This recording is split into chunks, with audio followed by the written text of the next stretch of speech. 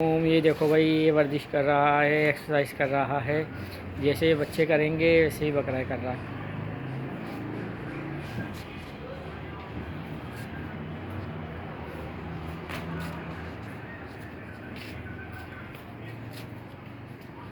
बकरा जो है हमारा शेरू, ये अफ़ान और अहमद और ईसा लटकते हैं तो उनको देख देख के खुद भी लटकने लगा है। ये आप देख सकते हैं बिल्कुल।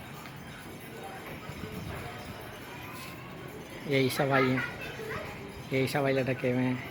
ये हमारा बकरा लटक रहे हैं, शेरू खान।